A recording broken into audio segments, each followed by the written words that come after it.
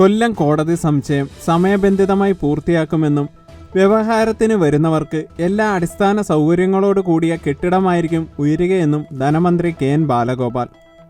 കൊല്ലം കോടതി സമുച്ചയം ശിലാസ്ഥാപന സമ്മേളനം ഉദ്ഘാടനം ചെയ്ത് സംസാരിക്കുകയായിരുന്നു അദ്ദേഹം.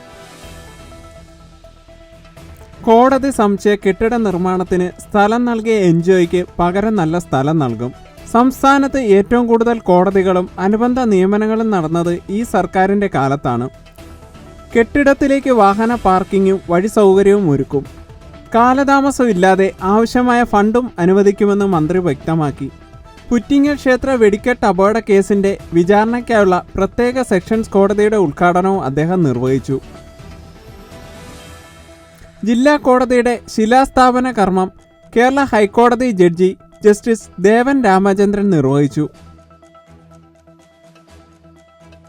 സാധാരണ ജനങ്ങളുടെ അഭയകേന്ദ്രമാണ് കോടതികളെന്ന് അദ്ദേഹം പറഞ്ഞു. ജനങ്ങളുടെ ശബ്ദം കേൾക്കുന്നത് കോടതിയിലൂടെയാണ്. നീതിന്യായ വ്യവസ്ഥ ഇല്ലെങ്കിൽ സമൂഹത്തിൽ അരാജകത്വമാണ് ഉണ്ടാവുകയെന്നും കൂട്ടിച്ചേർത്തു. Principal district and sessions judge in charge P N. Vinod അധ്യക്ഷനായി. മൃഗസംരക്ഷണ ക്ഷീരവികസന വകുപ്പ് മന്ത്രി ജെ. ചിഞ്ചുറാണി വീഡിയോ സന്ദേശം നൽകി. N K. Premachandran M P, M. Mukesh M L A, mayor Prasanna Ernest തുടങ്ങിയവർ മുഖ്യപ്രഭാഷണം നടത്തി.